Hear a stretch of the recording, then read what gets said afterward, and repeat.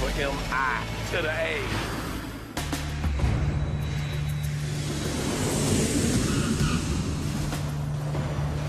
At MIA, we have to continually stay ahead of the threats.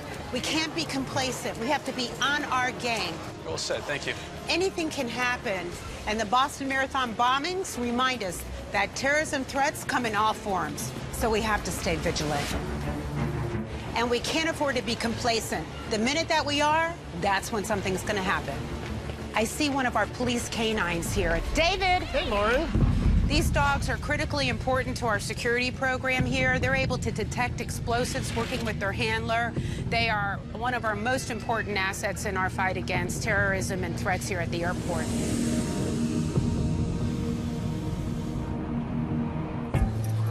We're responsible for anything and everything that has to be checked for explosive detection inside the airport. As you can see, this is a pretty high drive dog. He's pretty new into the terminal area, so all he wants to do is work.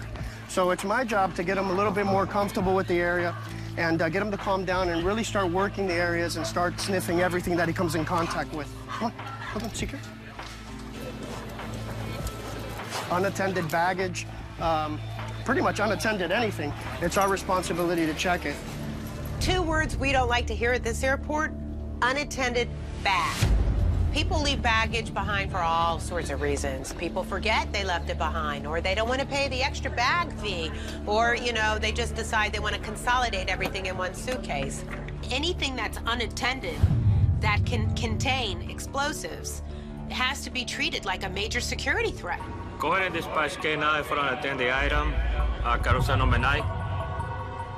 When we find an unattended bag, we immediately call police K9. They come in, screen for any explosives or scent of explosives. On the rare occasion where one of these dogs gives us a positive alert, which means that basically comes to what we call a final response or a sit, it's my responsibility to keep the public safe and shut the area down and call the bomb squad out to check the area.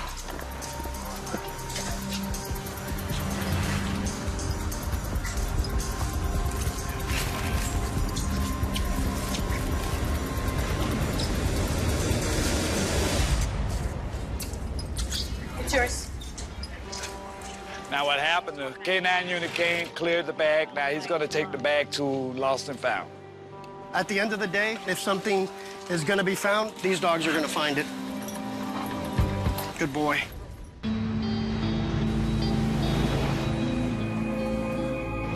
You guys leaving me in the dust. There are very real terrorist threats out there. I'm missing a finger, I have 2 missing legs. This is what happens if something explodes. The damage is catastrophic. I was injured in Afghanistan, basically moving on the ground with my assault force. We were going towards a target. I told my guys, hey, you kind of need to hold up here a minute. If I was a bomber, this is where I would place an IED. Kind of got down on my hands and knees, started looking, dug around in the ground, didn't find one, looked around quite extensively. Still didn't find one because obviously, you know, they bury them, they try to hide them, they don't try to make them obvious for us. And took about 1 or 2 steps forward after not finding it and found it. So, I work for Homeland Security. We are the transportation security specialists for explosives. We're not a bomb squad. We build improvised explosive devices to help train our officers. We have lockers full of devices that we've made, which unfortunately I can't show you because we don't show anybody the devices unless we're training them. How I might put something together, that's all intel for a bad guy to say, oh, I can do that. Oh, I didn't think of that. Up in my office, I created an IED, an improvised explosive device, and I'm going to see if the transportation security officers can recognize the components that I put inside of it. We'll see how they do.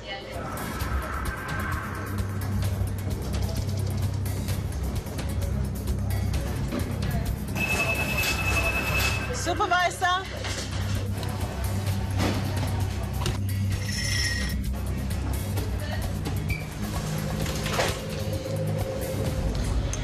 Good job. You guys identified the improvised explosive device. Do you see any hazards within it? Right here. So what do you think that actually is? Vehicle. You're exactly right. What kind of explosive material do you think that is? If I were to say, is it hard like this metal? Is it... Granular. No, yeah, it's granular. Exactly, you guys are on it. It's granular. How can you tell? Because it's broken up. It's not solid like the book. Yep, so you want to take a look at it? Open up the bag and see what it actually looks like? All right. So this is what I put together up there. So it looks suspicious. You say it looks tampered with. Yeah, because it's taped up. All right. It was open. As easy as it may be for me as a bomb technician with years of experience to create explosive devices, it's still not that easy to make something 100% where you guys wouldn't be able to tell that there's an explosive device there or that there's something wrong with it. So you guys are right on in finding that. We need to be vigilant about the security we're providing. Whether you're talking about the events that transpired in Boston, the threat has never ceased to be there.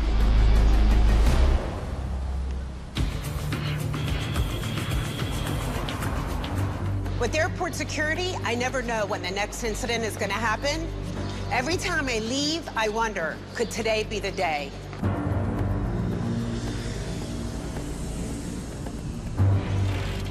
Requesting K9 to Terminal H, Hotel, second level. TSA and M- security standing by, unattended bag.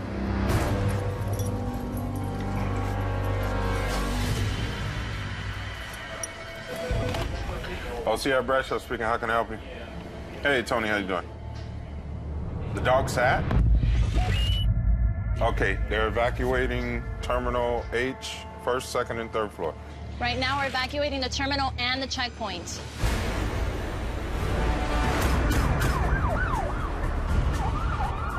We had a call from one of our K9 officers, stated that we had a suspicious package that the dog had sat on. Once the dog had alerted on that package, an immediate evacuation was conducted of this area. You know, this is a situation that we're going to take serious every time. And everybody to keep moving back to that. So we've got 3 flights right now. We've got Quito, Lima, and Bogota. We've got around 400 passengers to go, and we were just told that we need to evacuate the terminal because of a bomb threat.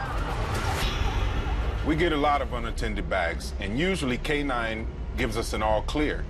But every now and then, maybe once or twice a year, the dog hits on the bag, and that leads us to believe that there's something potentially dangerous inside that bag, and we need to dispatch the bomb squad right away. Miami International is one of the busiest airports in the world. So one of the things we face on a daily basis is that we're constantly bombarded by smugglers trying to bring illegal contraband into the country.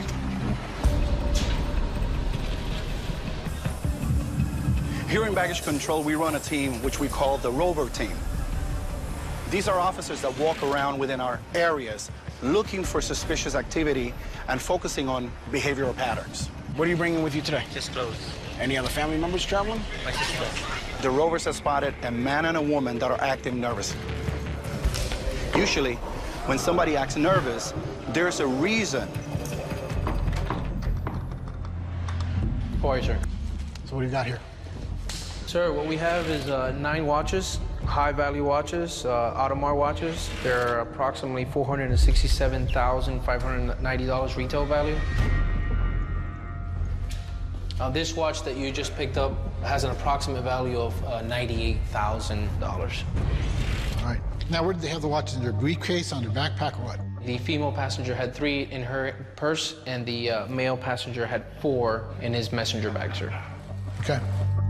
All 9 watches are different models or variations of Audemars Piguet. It's a French word, something that I can't afford, so I'm not exactly sure how to pronounce it. There's no law that says you cannot buy and import certain watches or items. But in the case where you have 9 high-end watches, we want to know what the intent is, where they're going, and if you're not declaring them, that is illegal. The bomb squad is on the scene and they're investigating. For us, the hard part is not knowing. Is this the real thing? Beautiful M-I to the A.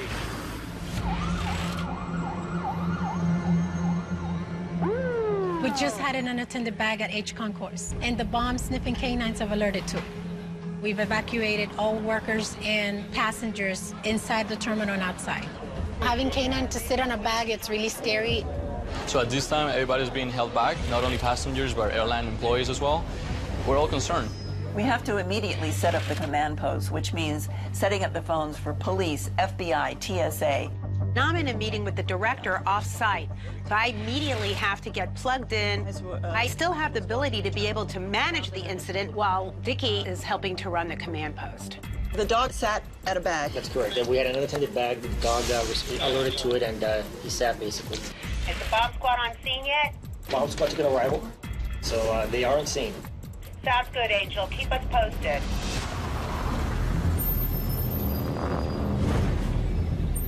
Okay, you got bomb squad arrival. They're suiting up and going in.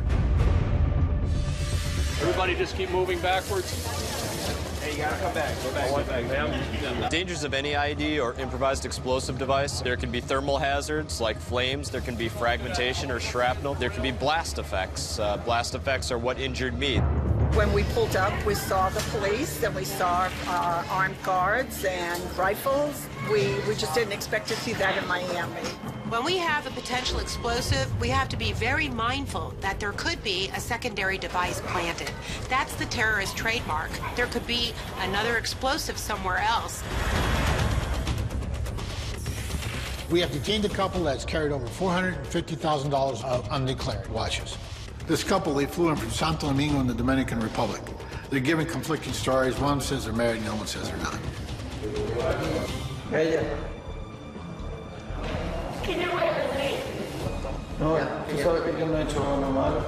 So what we want to do is we want to talk to the husband and the wife. What we're first going to do is we're going to separate them, talk to them, and we want to hear their stories. We don't know if this is part of a bigger organization, but with $467,000 worth of watches on the table, we have to determine what's going on.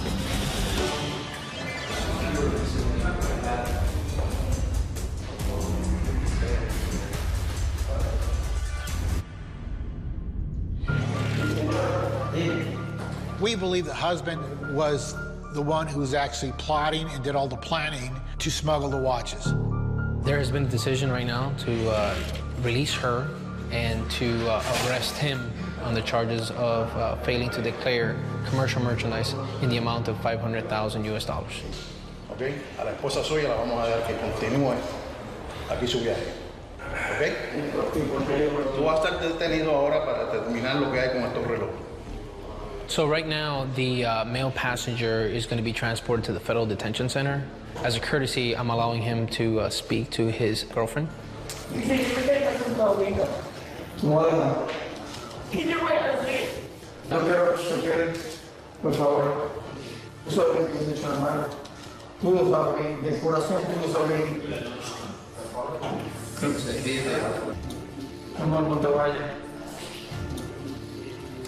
vamos a hacer esto. Deja que ella salga. Lo que ella va a decidir, ella te llama más tarde y entonces ella te informa lo que sea. Vaya con la oficial que ella la va a llevar. ¿Tú te puedes quedar? Ese día no es suyo. ¿Qué? ¿Qué quieres?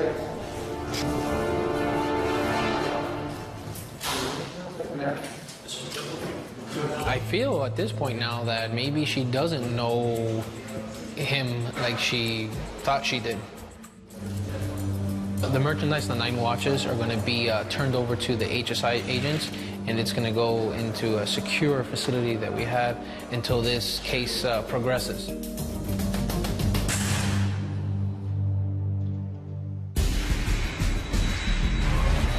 Even though we have a portion of the terminal evacuated right now, the airfield doesn't stop.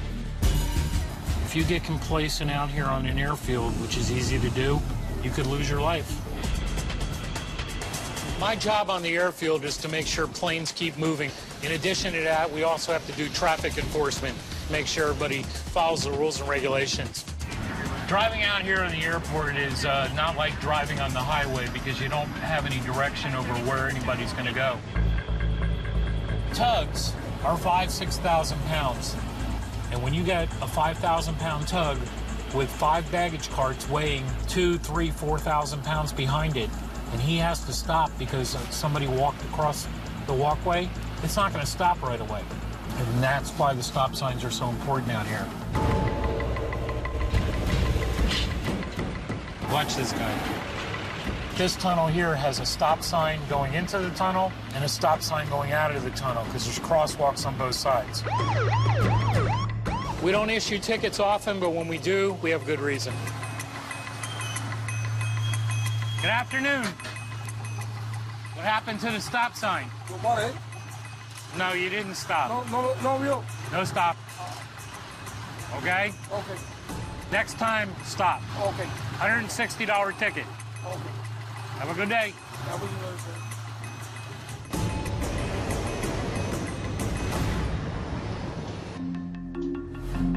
sir. Okay, that was a stop sign this guy blew. Hi. Hi, sir. What happened to the stop sign? It stopped. You did? Yes. Maybe short stop. We write laws out here. They're called operational directives. Okay? People just don't abide by them.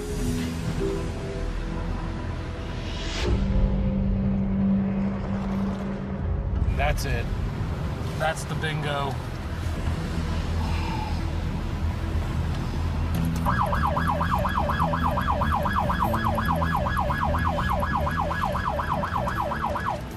Oh, it's the same guy. You believe this? Oh, my God. My friend, what happened? You promised me. I gave him a break, and he drove through the stop sign at about 20 miles an hour. I'm really disappointed. I'm disappointed because he promised me. Have a good day. Have a good day.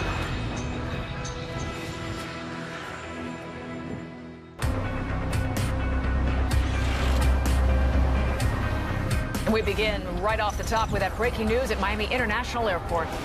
An unattended bag was found near the Copas airline ticket counter. Everyone at Terminal H was forced to evacuate the airport. Tiger is secured right now, and then you need the bomb squad go in and do their thing.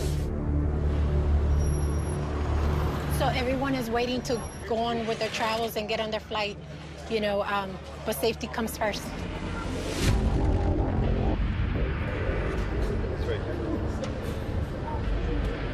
Just because there are lapses in time where there are not terrorist attacks occurring doesn't mean that there's not terrorist attacks being planned or that somebody's not out there looking for a vulnerability where they can potentially produce a terrorist attack.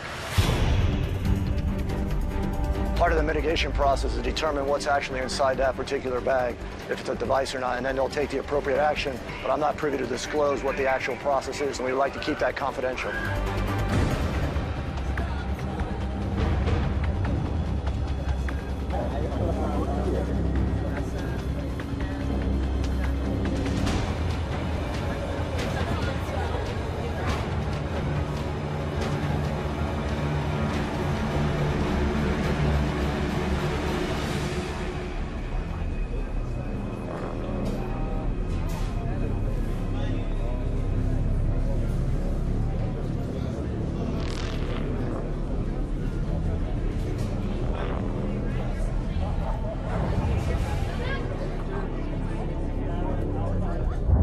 Bag is clear. Yeah, just give us more time confirmation. The bag is clear. The bag is clear. All right. Great work, everyone. Thank you all. Terrific.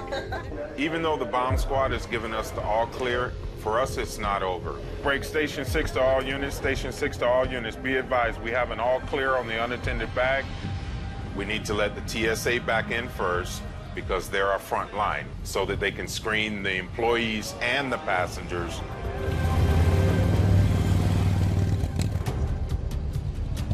No, 681, stand by. Not yet with the, as far as the passengers, the employees that come in, they're setting up TSA counters and so on. And once that's set up, then we'll let everybody else in.